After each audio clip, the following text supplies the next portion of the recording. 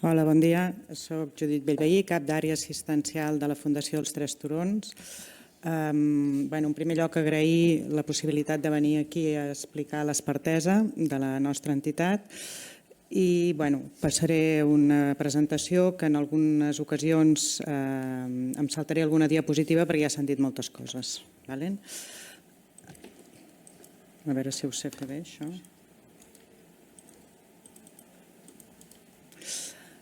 A veure, perdoneu, perquè...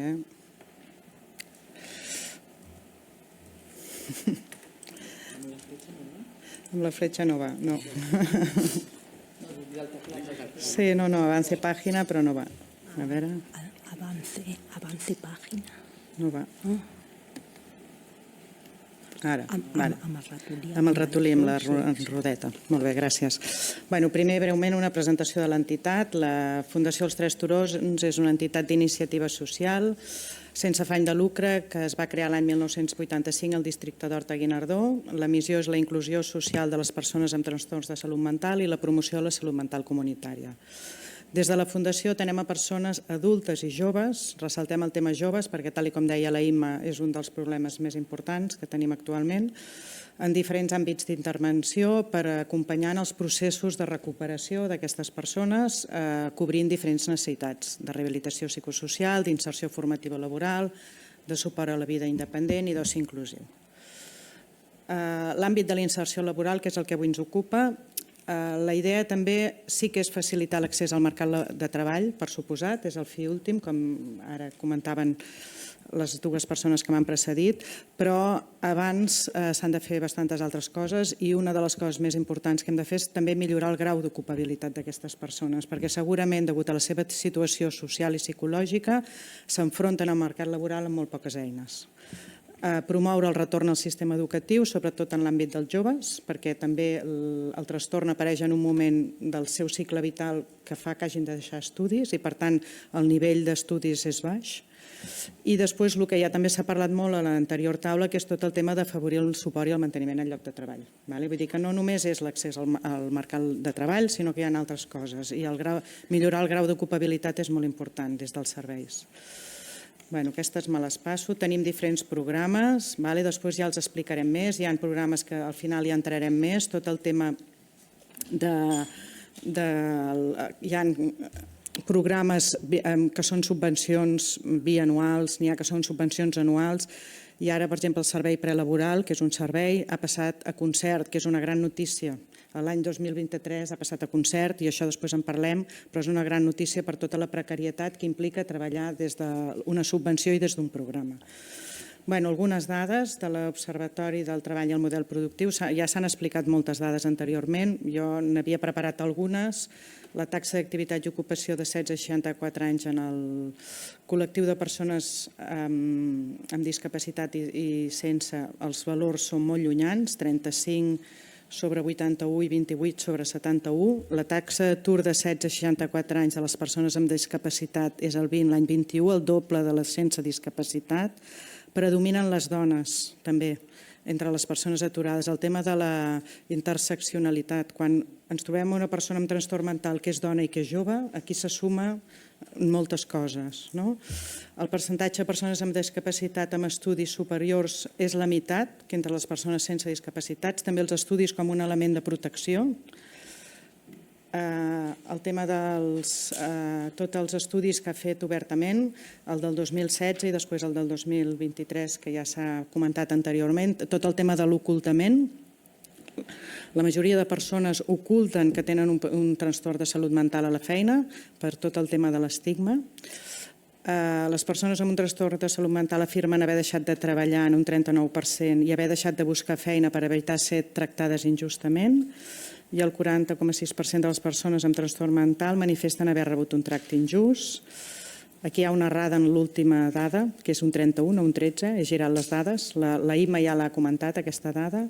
L'ocultament un altre cop, el 74% de treballadors no ha rebut cap tipus de suport i el 31% dels mànagers considera que té eines suficients. L'Insocat, l'informe de l'INSOCAT, les xifres de salut mental són alarmants en la població, el 19% dels adults tenen problemes de depressió i ansietat i quan parlem de dones això incrementa. Les dones, els joves i les persones que no tenen nacionalitat espanyola, els col·lectius més afectats, i el tema dels estudis.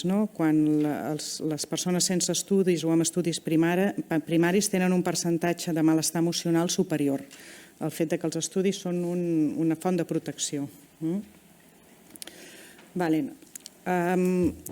Tal com s'ha dit ara fa un moment, sovint l'accés al mercat laboral de les persones que ens arriben als serveis no pot ser immediat perquè venen de situacions socials i personals molt greus, amb molt patiment, i per tant s'ha de fer moltes vegades una feina prèvia. Els serveis prelaborals ens donen aquesta cobertura perquè hi ha una sèrie de factors, tant personals, competencials com estructurals, que dificulten aquest accés al mercat laboral i això s'ha de tenir en compte, s'ha de treballar amb uns previs a vegades. Per què? Perquè a vegades són persones que arriben als serveis amb trajectòries d'inactivitat laboral llarga i per tant els seus currículums no són competitius, perquè tenen una autoimatge professional molt precària, per tot el tema de l'estigma, però sobretot de l'autoestigma també. Són persones que interioritzen a vegades les creences socials i els prejudicis socials dins del seu autoconcepte i això cal treballar-ho. Les situacions d'aïllament, com s'ha dit fa un moment, el tema del fenomen de l'eclipsament, la irrupció de la malaltia o del trastorn a vegades fa que les persones pensin que no podran engegar cap projecte vital i això també s'ha de treballar. Poca valoració de tots aquells aprenentatges previs adquirits i el tema dels determinants socials de la salut. Les persones que tenen més dificultat, pateixen una exclusió econòmica i social més greu, això els provoca més patiment mental i, per tant, més dificultats per recuperar-se.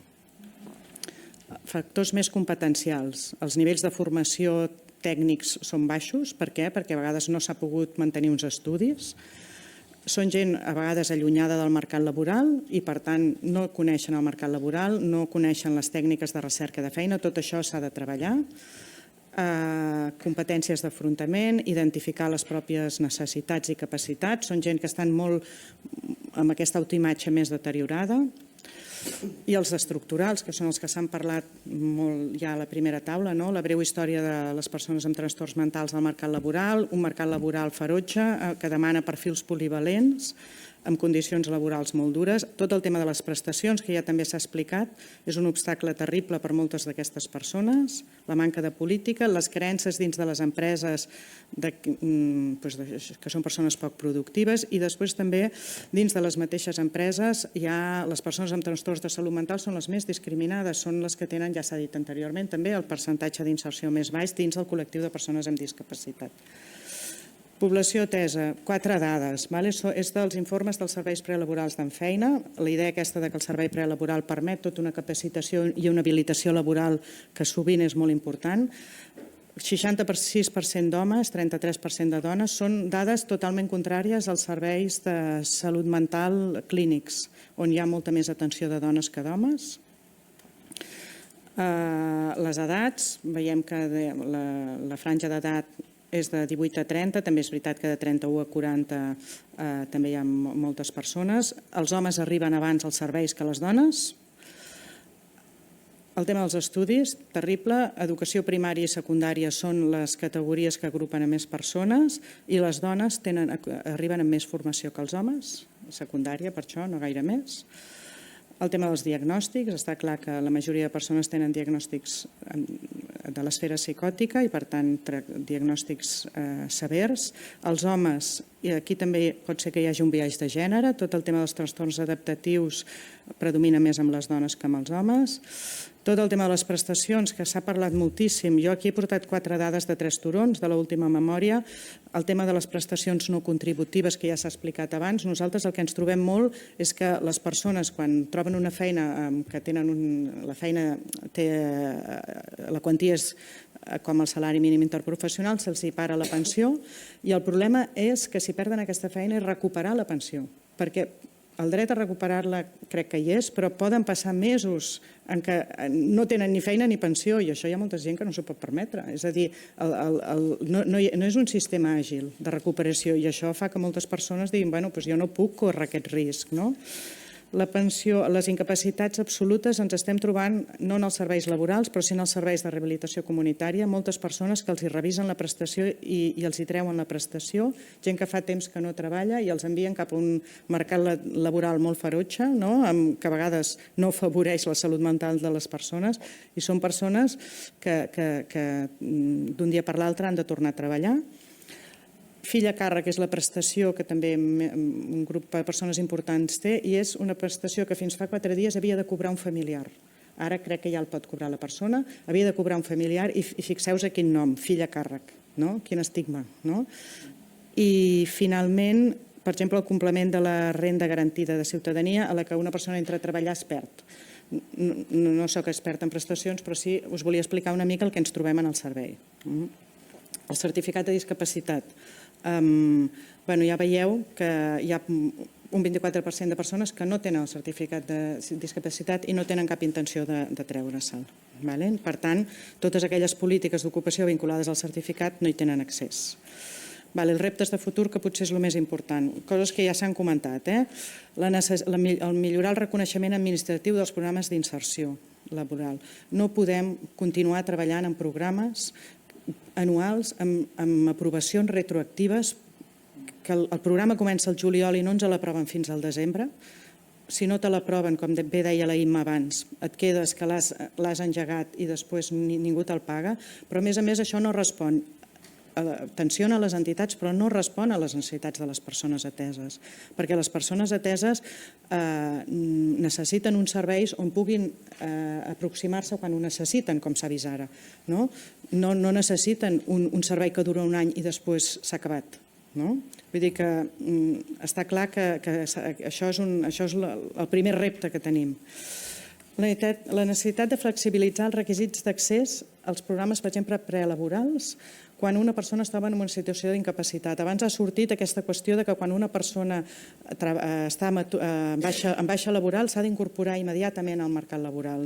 Sabem que quan una persona la baixa laboral és física pot anar a un servei de recuperació. Per què no pot anar a un servei de rehabilitació laboral quan té una baixa, quan està en una incapacitat temporal, per mantenir els hàbits, per adquirir-los, i quan li donen l'alta poder afrontar-se al mercat laboral? És incompatible, no els podem atendre. Han de quedar-se a casa. El tema del servei prelaboral, també desplegar l'article 18, on permet que les persones puguin fer pràctiques. Tenim aquesta ordre, tenim aquest article i no el podem desplegar perquè no tenim una administració que doni una cobertura als convenis de pràctiques. Podem fer pràctiques a través de CIOAS i més, però a través de prelaboral no. El tema de facilitar l'homologació formativa d'activitats de capacitació laboral. Els serveis prelaborals són serveis d'habilitació i de capacitació laboral. Nosaltres tenim una experiència pilot amb una col·laboració amb el Departament d'Educació, que hi ha un institut del Baix Llobregat que ens acredita una activitat formativa que fem en el servei prelaboral, però això és un bolet. És a dir, les persones quan surten del servei prelaboral, si reconegués, hi hagués convenis de col·laboració amb educació i es reconegués que algunes de les activitats que han fet en aquests serveis tenen una validesa dins de la formació, afavoriria que aquestes persones tinguessin més ganes de formar-se, de continuar amb aquestes formacions, i també fa que els currículums siguin molt més competitius. Necessitat de revisar les incompatibilitats, el desplegament d'execució de projectes en perspectiva de gènere i tot el tema de suport a les empreses, que s'ha parlat molt abans, i que tot el tema de desplegament de tot el tema del treball amb suport, perquè és veritat que les empreses hi ha una certa sensibilització, però no hi ha recursos, no saben com posar-s'hi, i per tant tot el que és donar suport a les empreses i treballar des de la col·laboració amb les empreses, des de la confiança amb les empreses i que això legalment estigués cobert dins de la cartera de serveis facilitaria molt. Ja està, moltes gràcies. Moltíssimes gràcies també per la seva exposició. Ara passaríem al torn dels experts